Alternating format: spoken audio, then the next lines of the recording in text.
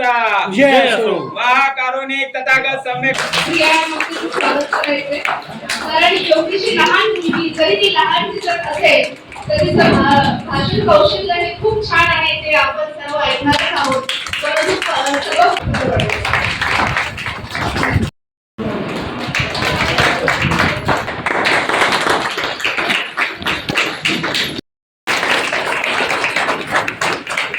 त्यांचं भाषण आपण ऐकणार आहोत, त्यांचं प्रबोधन आपण ऐकणार आहोत. तर तुम्हाला प्रिया नव्हते आता मी विनंती करते की त्यांनी आपलं प्रबोधन करावं.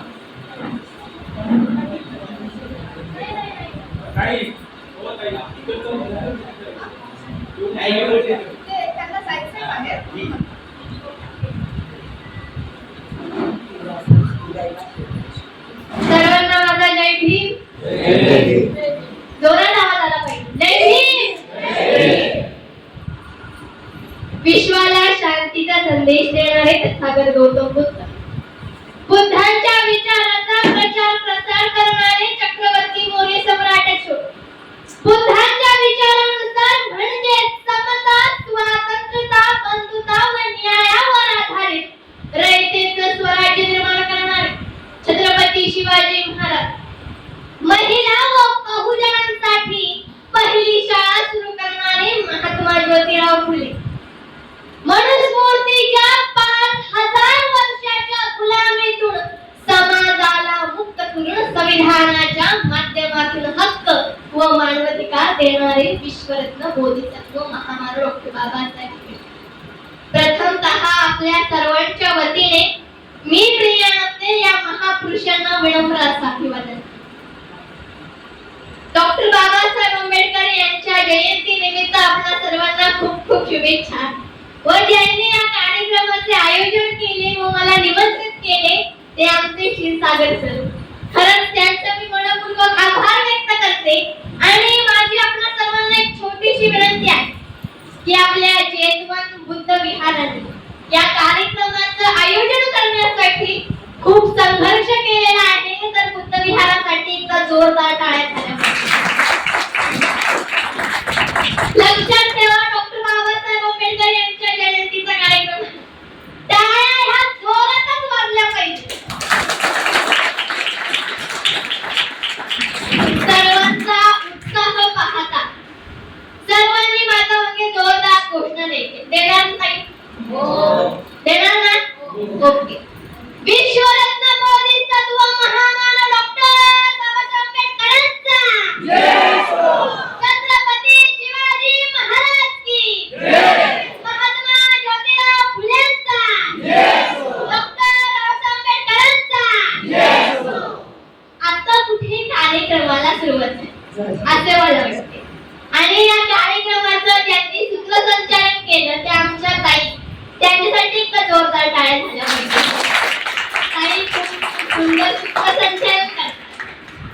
बाबासाहेबांच्या जयंती निमित्त खरं तर कार्यक्रमाला वेळ देखील झालेला आहे. डॉक्टर बाबासाहेब आंबेडकर यांचं जीवन कार्य व आजचा भारत देश याविषयी मी आपल्या सर्वांना मार्गदर्शन करणार आहे. खरं तर मी छोटी आहे, मी मार्गदर्शन करणे म्हणजे हा मोठा शब्द झाला. खरं तर बाबासाहेबांच्या जयंती निमित्त मला म्हणावेसे वाटते की दलितांच्या उद्धार, अहो दलितांच्या उद्धारात केले जीवाचे रान, दलितांच्या उद्धारात केले जीवाचे रान, माता भगिनींना घटनेत केले माणूस म्हणून सन्मान, माणूस म्हणून सन्मान. अहो केला 14 तळ्याचा सत्याग्रह, केला 14 तळ्याचा सत्याग्रह, मनुस्मृतीचे केले दहन, मनुस्मृतीचे केले दहन, अशा या महामानवाला डॉक्टर बाबासाहेब आंबेडकरांना मी प्रिया नव्हते करते नमन करते. डॉक्टर बाबासाहेब आंबेडकर यांचं जीवन कार्य समजून घ्यायचं असेल तर तथागत गौतम बुद्ध यांचं जीवन कार्य समजून घ्यावं लागेल.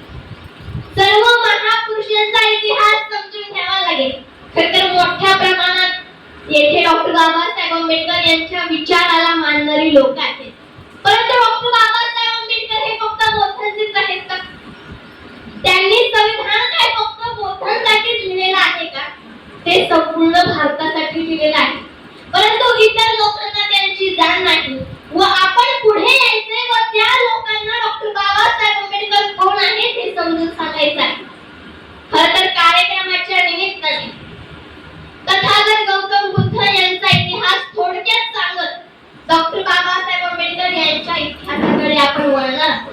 व आजच्या भारताची परिस्थिती काय आहे हे देखील मी आपल्या सर्वांना सविस्तरपणे सांगणार. बुद्ध से ही भारत देश की पहचान है और कमाल देखिए कि इस देश के विषमतावादी व्यवस्था ने बुद्ध को ही मिटा दिया.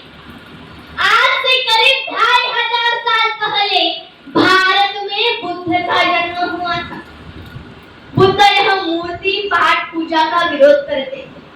जब ब्राह्मण लोग यज्ञ में गाय की हत्या कर रहे थे तो बुद्ध ने उनका विरोध किया. बुद्ध ने समता, स्वातंत्रता, बंधुता और न्याय को लोगों में प्रस्थापित करना चाहा, लेकिन लोगों ने बुद्ध को ही भगवान बना दिया. कुछ लोग खुद को महान कहते हैं, विश्व गुरु कहते हैं. अरे विश्व गुरु कहने से तुम विश्व गुरु नहीं हो सकते, महान कहने से तुम महान नहीं हो सकते. पहली अपनी पुरानी सभ्यता को जानना होगा. तथागत गौतम बुद्ध और सम्राट अशोक के समय हम विश्व गुरु थे. 60,000 से भी ज्यादा विदेशी छात्र हमारे भारत देश के तक्षशिला और नालंदा विश्वविद्यालय में पढ़ाई करने के लिए आते थे. तब लोग हमें सोने की चिड़िया कहकर संबोधित करते थे, विश्व गुरु कहकर संबोधित करते थे. लेकिन हमें गुलाम किसने बनाया? जब जब विदेशी आक्रमणकारी आए उन्होंने हमें गुलाम बनाया. हम गुलाम हुए हमारी मानसिक और तात्विक बुद्ध के कारण. ये बात हमें समझनी होगी. बुद्ध कहते थे कि मानो मत, पहले जानो. अगर जाना ही नहीं तो मानना मूर्खता होगी. कुछ विषमतावादी लोगों ने कहा कि बुद्ध यह विष्णु का अवतार है. झूठी बातें फैलाई, लेकिन हमें समझना होगा. बुद्ध हर बार कहते थे, मैं तुम्हें तब मिलूंगा जब तुम खुद बुद्ध हो जाओगे. सत्य असत्य को अपनी तार्किक बुद्धी से समजोगे. आताच आपण बघितलं या बुद्ध विहारात अत्तदीपक हा बुद्धांचा महान मंत्र लिहिलेला आहे. अत्तदीप भव म्हणजे स्वयं प्रकाशित व्हा. तुम्हीच तुमचे गुरु होऊ शकता. तुम्हाला तथाकथित गुरु करण्याची गरज नाही आणि कोणाच्या शरण अथवा पाया पडण्याचीही गरज नाही. बुद्धांचे वडील म्हणजे शुद्धोधन हे शाक्य कुलीन वंशाचे शासक म्हणजे शेतकरी कुळुंबी राजा होते. सिद्धार्थ गौतम बुद्धाने वयाच्या 29व्या वर्षी आपला सुखी संसार सोडून राणावनांचा मार्ग धरला. अत्तदीप भव असा महान संदेश दिला. खरं तर सुख करता दुःख करता कोण? जगात दुःख आहे हे सांगणारा पहिला बुद्ध होता. अहो जगात दुःख आहे हे सांगणारा पहिला बुद्ध होता आणि दुःख हे अष्टांग मार्गाने नष्ट होते हे सांगणारा पहिला बुद्ध होता. जगातलं दुःख नष्ट करून सुख मिळवून देणाराही पहिला बुद्ध होता. म्हणून लोक त्यांना सुख करता दुःख हरता असे म्हणतात. खरं तर डॉक्टर बाबासाहेब आंबेडकर म्हणायचे की बुद्धासारखा व्यक्ती आजपर्यंत तयार झालेला नाही. ओशो म्हणायचे भारतानेच नव्हे तर विश्वाने देखील आजपर्यंत तथागत गौतम बुद्धांसारखा एक महान व्यक्ती तयार केलेला नाही. स्वामी विवेकानंद म्हणायचे तथागत गौतम बुद्ध यांच्या हृदयाचा लक्षांशी मला लाभला असता तरी मी स्वतःला महान समजले असते. खरं तर या महापुरुषांची एक चळवळ आहे. ती चळवळ आपल्या सर्वांना माहिती असणं गरजेचं आहे. डॉक्टर बाबासाहेब आंबेडकर यांनी आपल्या सर्वांना संविधानाच्या माध्यमातून माणूस म्हणून जगण्याचा अधिकार मिळवून दिला. खरं तर महिला ही जर गर्भवती असेल तर तिला पूर्ण पगारी रजा मिळत. महिला जर गर्भवती असेल तर तिला पूर्ण पगारी रजा मिळावी. बापाच्या इस्टेटीत समान हक्क व अधिकार मिळावा. ही देणगी फक्त डॉक्टर बाबासाहेब आंबेडकरांची आहे. परंतु आजकालच्या महिला दादा भाऊ कोणाला मागतात? 1500 रुपये देणाऱ्या त्या देवाभाऊला भाऊ मागतात. खरं तर आपला भाऊ कोण आहे? डॉक्टर बाबासाहेब आंबेडकर आहेत. त्यांचा फोटो हा घरात असलाच पाहिजे. म्हणून मला महिलांसाठी म्हणावेसे वाटते, अरे भीम जी ने हमें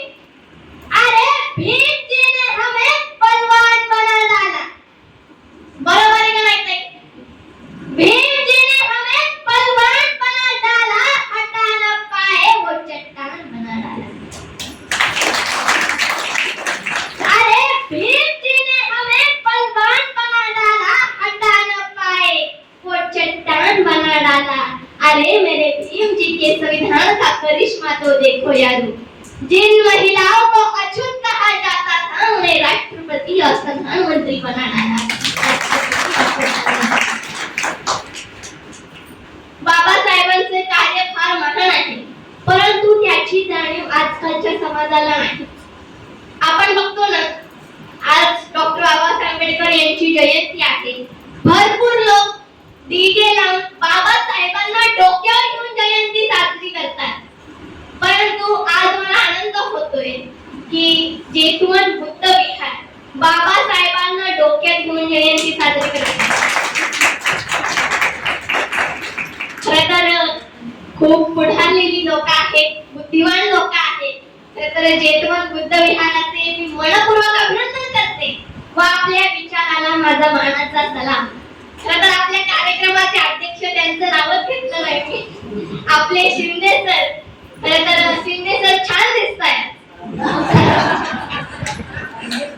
आणि आपले आलेले सर भालेराव सर, बरोबर हो, आपला जयभीम माझा मानाचा। खरं फार चळवळीत काम करणारे लोक आहेत, त्यांची तब्येत बरी नसताना देखील ते आलेले आहेत। म्हणजे बाबासाहेबांच्या कार्याप्रती ते प्रामाणिक आहेत आणि आपण देखील प्रामाणिक राहिलं पाहिजे।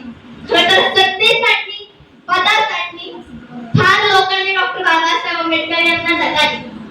18 मार्चला आग्र्याच्या सभेत डॉक्टर बाबासाहेब आंबेडकर म्हणाले होते, मुझे पढ़े लिखे लोगों ने धोखा दिया।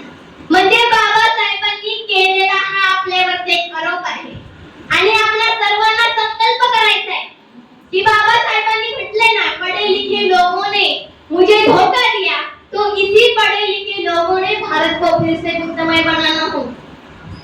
खरं तर डॉक्टर बाबासाहेब आंबेडकर यांचं जीवन कार्य सांगत असताना I wanted to say that Dr. Babasaheb Ambedkar has a very intelligent personality who appoints for society, due justice for the community and Satyagraha March decides like what?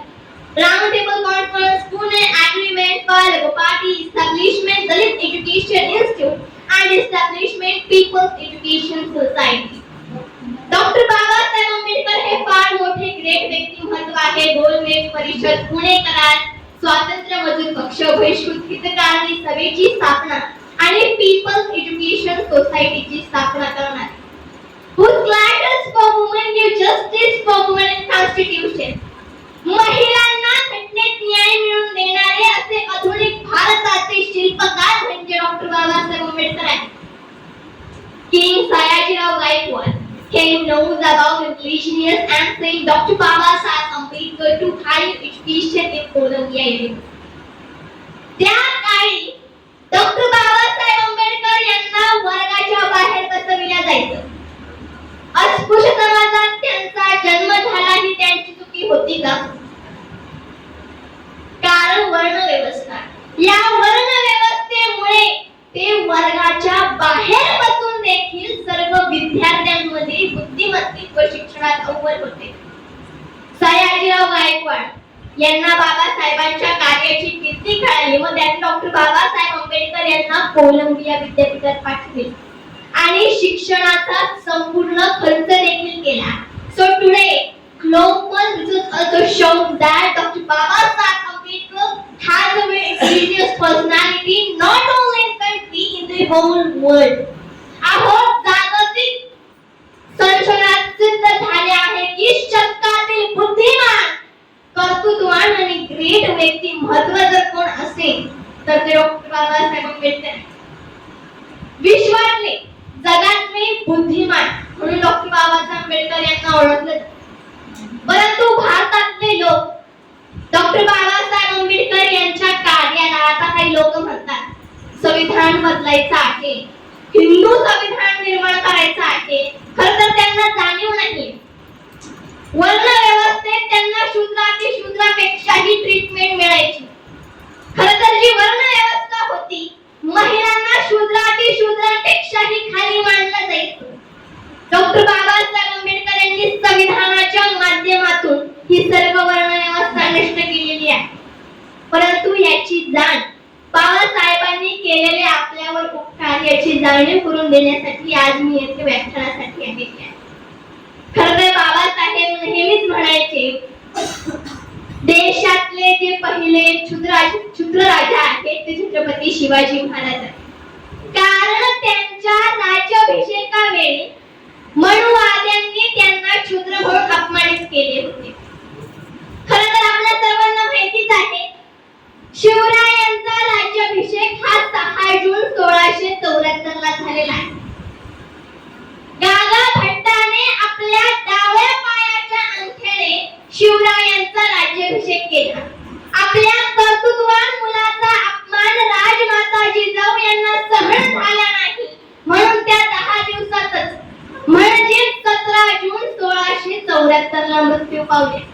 पुढे शिवरायांनी आपला दुसरा राज्याभिषेक केला आहे 24 सप्टेंबर 1674 ला. शाक्त म्हणजेच बुद्ध पद्धतीने निश्चलगिरी गोसावी द्वारा त्यांनी आपला दुसरा राज्याभिषेक केला. आपल्या सर्वांना माहिती असलं पाहिजे महात्मा ज्योतिराव फुले यांनी शिवरायांना आदर्श मानलं आणि 24 सप्टेंबर 1873 ला विषमता धर्म त्याग करून मानवतावादी बुद्ध धर्म स्वीकारला. आता येथे महिला खूप उपस्थित आहेत. जास्त संख्या तर आपल्या महिलांची दिसत आहे. खरं तर आपल्या सर्वांना मी सांगू इच्छिते की तुम्हा सर्वांना भिडेवाडा तर माहितीच असेल. भिडेवाडा हे स्वाभिमानाचं प्रतीक आहे. बरोबर का नाही ते? भिडेवाडा कुठे आहे कोण सांगणार बरं मला? दगडूशेठ गणपतीच्या समोर. बघा किती दुःखद गोष्ट आहे. भिडेवाड्याची ओळख कशी दिली जाते? दगडूशेठ गणपतीच्या समोर. आता मी आपल्या सर्वांना याचवर सांगू इच्छिते भिडेवाडा हे स्वाभिमानाचं प्रतीक आहे दादा. परंतु त्या समोर बांधलेलं दगडूशेठ गणपतीचं मंदिर हे तुम्हा आम्हाला गुलाम बनविण्याचं जाळ आहे. म्हणून मला म्हणावेसे वाटते की भिडेवाडा खुणवतोय. अहो भिडेवाडा खुणवतोय. दगडूशेठला हात जोडले की अहो दगडूशेठला हात जोडले की भिडेवाड्याला पाठ होते.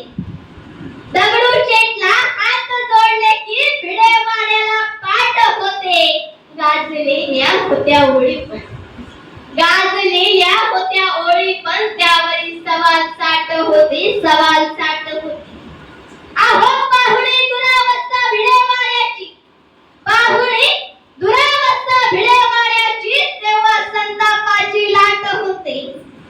पाहुणे दुरावस्था भिडेवाड्याची तेव्हा संतापाची लाट होते.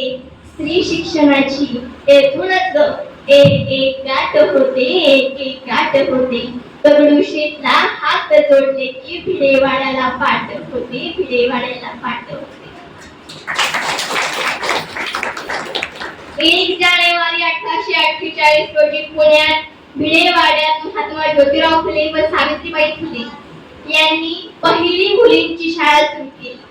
तुम्हा आम्हाला एक प्रश्न पडला असेल की महात्मा ज्योतिराव फुले यांनी 1 जानेवारीला का शाळा सुरू केली?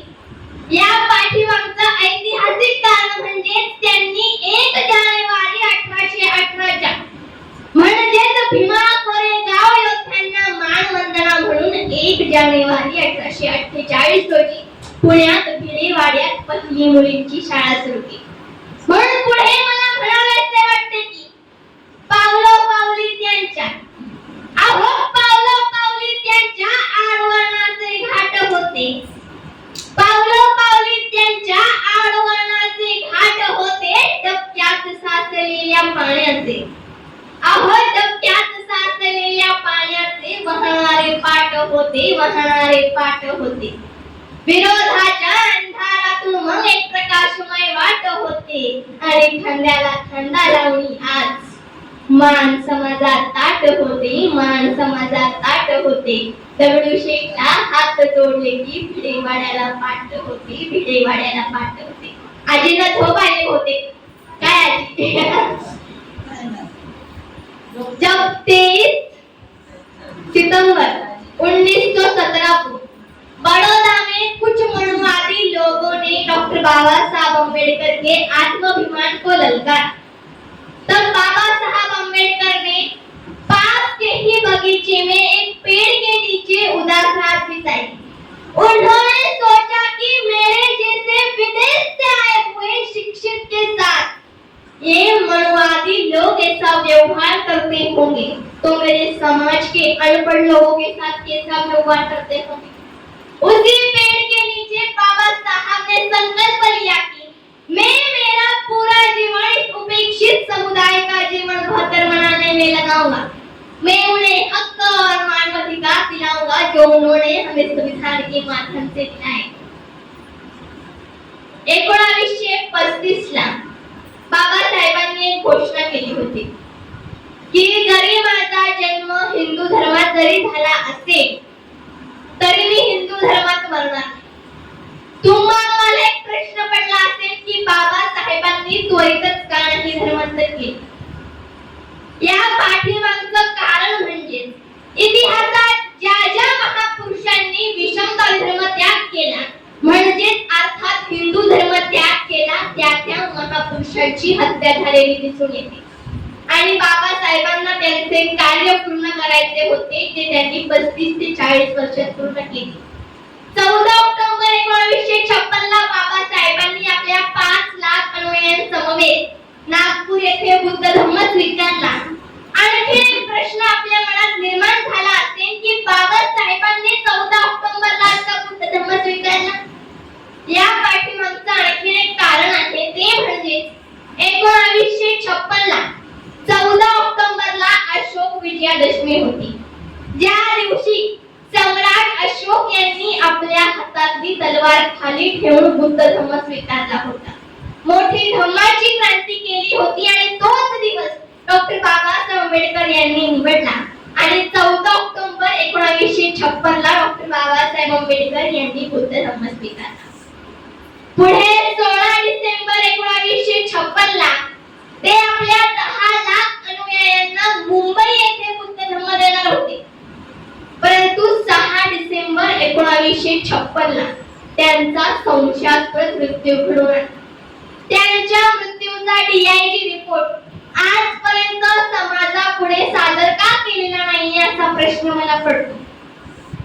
6 डिसेंबर 1956 ला बाबासाहेबांचं महापरिनिर्वाण झालं। साहजिकच आहे की देशातील लाखो लोक मुंबईच्या चैत्यभूमीवर जातात तेथे बाबासाहेबांच्या कार्याचा विचाराचा गौरव होताना दिसून येतो परंतु हे मनुवाद्यांना सगळं झाले नाही म्हणून मनुवाद्यांनी 6 डिसेंबर 1992 ला बाबरी मस्जिद पाडून समाजात मोठी दरी निर्माण करण्याचा प्रयत्न केला। 26 नोव्हेंबरला बाबासाहेबांनी संविधान लिहून पूर्ण केलं म्हणून तो दिवस आपण संविधान दिवस म्हणून साजरा करतो मानव मुक्तीचा दिवस म्हणून साजरा करतो। हे देखील त्या मनुवादी विषमतावादी लोकांना सहन झाले नाही म्हणून त्यांनी 26 नोव्हेंबर 2008 ला कसाबला माध्यम म्हणून मुंबई हल्ला घडवला आणि मानव मुक्तीच्या दिवसाला काळा दिवस करण्याचा प्रयत्न केला। 9 ऑगस्ट 2018 ला दिल्लीच्या जंतर मंतर मैदानावर दिल्ली प्रशासन व मीडिया समोर जाहीरपणे संविधानाला जाळण्यात आले। संविधान विरोधात घोषणा देण्यात आल्या आणि आज देखील काही लोक म्हणतात संविधानाला हात लावला तर हात तोडून टाकू परंतु काय घडतंय हे आपल्या सर्वांना माहिती आहे का। 1950 ला संविधान लागू झाले ते आज 2025 पर्यंत त्या संविधानात 105 कलम त्यांनी दुरुस्त केलेले आहेत म्हणजे बहुजनांच्या हिताच्या बहुजनांच्या कल्याणाच्या कलम त्यांनी नेस्तनाबूत केलेले आहेत हे आपल्या सर्वांना माहिती असणं गरजेचं आहे। हळूहळू या विषमतावादी व्यवस्थेने मनुस्मृती निर्माण करण्याचा प्रयत्न चालू आहे त्यांचा आणि लोकशाही तर त्यांनी मिटवलेलीच आहे। खरं तर ईव्हीएमच्या माध्यमातून जेव्हा बाबासाहेब देशात लोकशाही राज्यघटना अर्पित करत होते तेव्हा बाबासाहेब म्हणाले होते काय म्हणाले होते डॉक्टर बाबासाहेब आंबेडकर म्हणाले होते की पहिले राजा राणीच्या पोटातून जन्म घ्यायचा तो आता सर्वसामान्यांच्या मताने मतपेटीत परंतु या ईव्हीएम मशीनमुळे लोकशाहीचा तर घातच झालेला आहे. खरं तर छोटंसं एक उदाहरण देते. चंद्रयान 3 ला इस्रोच्या श्रीहरिकोटातून एका रिमोटच्या साहाय्याने त्याचा बदल, त्याची दिशा चेंज केली जाऊ शकते हजारो किलोमीटर दूर. त्या चंद्रयान 3 ला इस्रोच्या श्रीहरिकोटातून एका साध्या रिमोटच्या साहाय्याने त्याची दिशा जर बदलून जाऊ शकते, चेंज केल्या जाऊ शकते, तर त्या ईव्हीएम सारख्या साध्या मशिनीमध्ये देखील मताचा फेरबदल केला जाऊ शकतो. खरं तर या ईव्हीएम ने लोकशाहीचा घातच केलेला आहे. बाबासाहेब नेहमीच म्हणायचे, गुलाम वो होता है जो गुन्हा सहत आहे. आणि आज आपण तेच करतोय. आपल्या सर्वांना सगळं माहिती आहे, सत्ता पक्ष भी उनका है और विपक्ष भी उनका है. जब परभणी में कुछ लोगों ने ईवीएम के मुद्दे को लेकर जन आंदोलन खड़ा किया था, तो विषमतावादी लोगों ने वकालत का अध्ययन करने वाले निर्दोष अपने बोथ बांधों की हत्या की और पुलिसों के माध्यम से गड्ढों की शाही निर्माण की. ईवीएम हटाओ, मताधिकार बचाओ. मताधिकार बचेगा तो ही संविधान बचेगा और संविधान बचेगा तो ही हमारी लोकशाही स्वातंत्र बचेगा. ये बात हमें समझनी होगी. खरं तर जब हमारे भारत देश का युवा मंदिर मस्जिद के लिए खून बहा सकता है, लेकिन कायर इतना है कि रोजगारों के मुद्दों पर सवाल तक नहीं उठाता. एक तथ्य यह भी है कि हमारे पास राशन है, लेकिन गरीबों के घरों में राशन नहीं. गांव और शहर की बेटियां अपना नाम रोशन करने के लिए अखबारों में आना चाहती है, लेकिन सुनने में आती है उनकी. अरे मणिपुर की घटना को देखा जाए तो मुझे दुखद शब्दों में कहना पड़ता है कि दुनिया में भारत ऐसा अकेला देश है जिस देश में मिट्टी की बनी हुई औरत को कपड़े पहनाकर देवी कहा जाता है, नमन किया जाता है और जिंदा औरत को निग्रस्त कर सड़कों पर घुमाया जाता है. क्या अभी भी लगता है हम स्वातंत्र रहे? और इसी बात पर मुझे अण्णाभाऊ साठे की वह काव्य पंक्तियां याद आती है. अण्णाभाऊ साठे कहते थे कि ही न्याय व्यवस्था काही कांची रखेल झाली, ही न्याय व्यवस्था काही कांची रखेल झाली, ही संसद देखील हिजाड्यांची हवेली झाली, हिजाड्यांची हवेली झाली. मी माझ्या व्यथा मांडू कोणाकडे, मी माझ्या व्यथा मांडू कोणाकडे, कारण येथली न्याय व्यवस्था भ्रष्टतेने खाली, भ्रष्टतेने.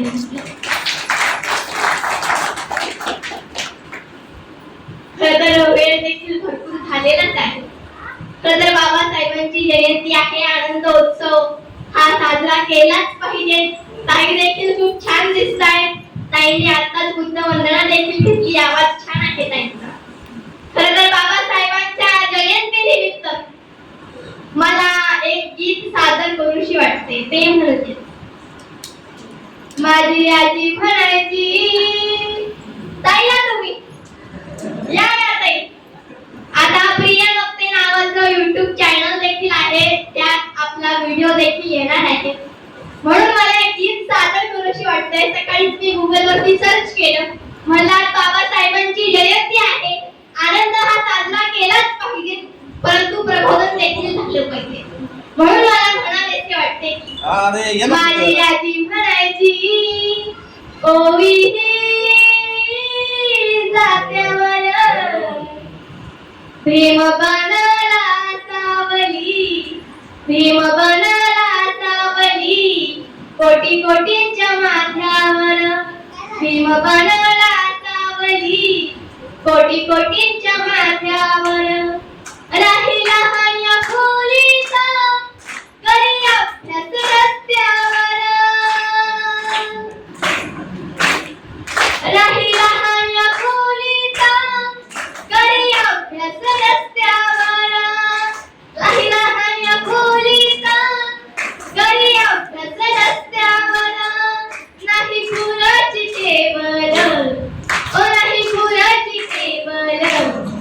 कधी बसला पोत्यावर, कधी बसला पोत्यावर, माझी आजी म्हणायची ओवी जात्यावर.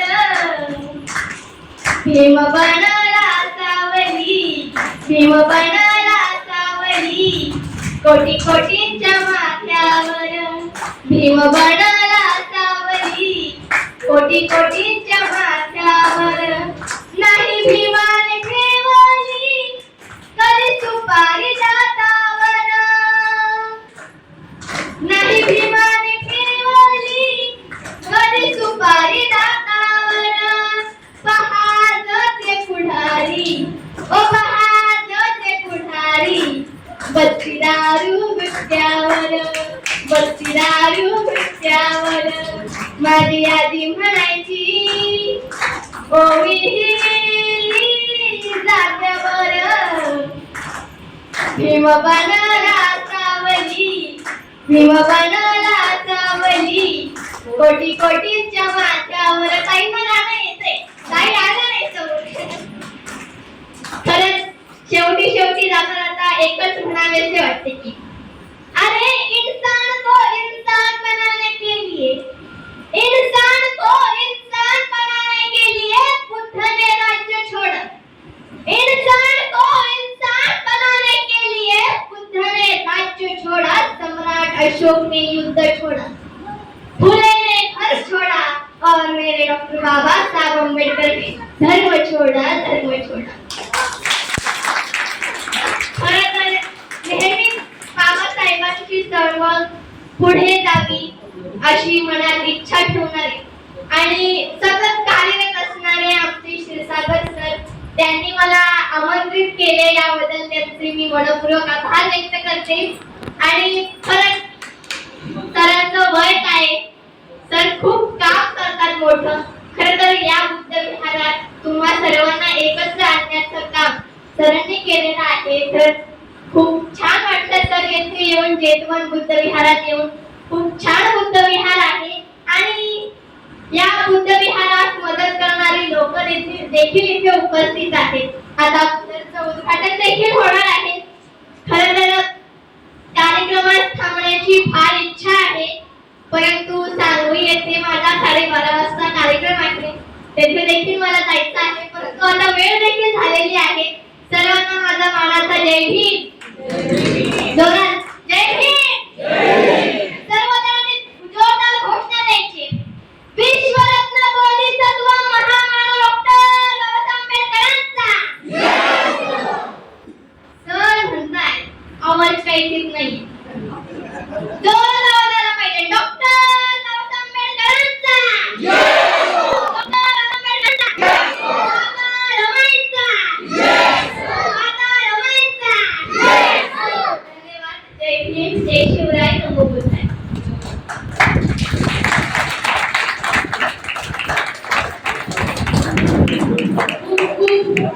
धन्यवाद. बालप्रबोधन का क्रिया नसते ते. खरं तर मला असं वाटतं तुमचं कौतुक करण्यासाठी शब्द देखील अपुरे आहेत. जरी मूर्ती लहान दिसत असली तरी किती महान आहे. आणि प्रिया नक्की यांचं ज्ञान पाहून, तिन्ही भाषेचं वरचं प्रभुत्व बघून मला तर असं वाटलं की तिच्यातला थोडासा जरी गुणधर्म आमच्या सगळ्यांमध्ये आला तर नक्कीच इथे उपस्थित प्रत्येक जण फक्त बाबासाहेबांना नाही तर सर्वच महापुरुषांना हे डोक्यावर घेण्याऐवजी डोक्यामध्ये घेतील. आणि हा खरंच हा प्रयत्न जेतवन बुद्ध विहाराच्या माध्यमातून सुरू आहे. आणि आपण प्रिया नक्की यांचं कौतुक तर करतच आहोत, पण मला असं वाटतं की तिच्या पालकांचं आपण कौतुक करायला पाहिजे. कारण सायकोलॉजिस्ट म्हणून मी नेहमी पालकांना सांगत असते की तुम्ही मुलांच्या उपजत क्षमतांना वाव द्या, पण त्यांच्या क्षमता जपणं, त्यांना ओळखणं, त्यांना वाव देणं आणि प्रत्येक ठिकाणी प्रिया नक्कीला कार्यक्रमासाठी घेऊन जाणं, तिला तसं घडवणं हे खरंच पालकांचं कौतुक आहे. आणि ते पालकांसाठी आपल्या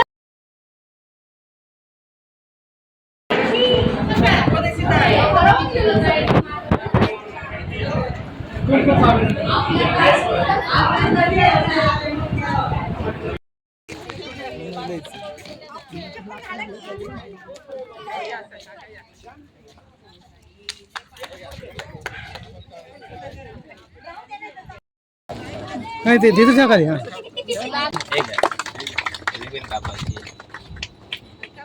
उपस्थित मान्य शील संपन्न बौद्ध उपासक आणि उपासिका सगळ्यांना सविनय जय भीम. जय भीम. आज माझे अध्यक्ष व्यंकटराव शुगर. हा ठीक आहे करतात.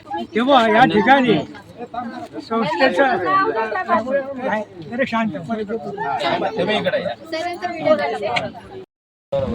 या ठिकाणी काल कथित आपले ज्येष्ठ बंधू नाट्य बंधू कनिष्ठ बंधू आदरणीय शृंगारे साहेब व त्यांचे सौर्योदय पत्नी श्रीमती ताई यांच्या वतीनं या ठिकाणी सगळ्यांसाठी पाण्याचा खुला त्यांनी भेट दिलेली आहे. मगाशी ते सांगितलं महाडचं पाणी त्यांच्या माध्यमातून इथपर्यंत आलेले आपण सगळ्यांनी प्राशन करावं. हे फार मोठी देणगी आहे. पण पाण्यासाठी आपण झगडलो आणि त्यातून इतका संघर्ष झाला बाबासाहेबांनी आणि अख्ख्या देशामध्ये सगळे मशाल फेकले. त्यामुळे शृंगारे कुटुंबाचं मी भारतीय बौद्ध सभेचा माजी संघटक, भारतीय बौद्ध सभेचा संस्कार उपाध्यक्ष, संत सनी दलाचा मेजर या सगळ्यांच्या संस्थेच्या माध्यमातून आईसाहेब प्रकाशजी आंबेडकर या सगळ्यांच्या वतीनं शृंगारे कुटुंबाचे हल्ली मनापासून आभार मानतो. धन्यवाद. चला सगळ्यांनी हात लावा. मला बेटा तू हात लाव. इकडे अलीकडे लावा त्याची राहतात. डॉक्टर बाबासाहेब आंबेडकरांचा. डॉक्टर बाबासाहेब आंबेडकरांचा. डॉक्टर बाबासाहेब आंबेडकरांचा. 365 दिवस या ठिकाणी आपल्या समाजासाठी गार पाण्याची व्यवस्था या ठिकाणी झालेली आहे. प्रत्येक रविवारी गार पाणी भेटेल. प्रत्येक कार्यक्रमाला गार पाणी भेटेल. चालू करणार आहे तुझ्या लाईन वगैरे जोडणार आहे. तर शृंगारे परिवाराचं परत एकदा मनपूर्वक आभार संस्थेच्या वतीने. भालेराव काका या ठिकाणी उपस्थित झाले. यांच्या माध्यमातून जसवंत बुद्ध विहारची शाखा इथपर्यंत आली आणि त्या शाखेच्या माध्यमातून विहार उभारणी झाली ना आमच्यासारख्या गरीबाला, आमच्यासारख्या अडाण्याला या ठिकाणी संधी उपलब्ध भालेराव काकांनी करून दिली, म्हणून त्यांचे देखील आभार. जय भीम. नमो बुद्धाय. जय भीम.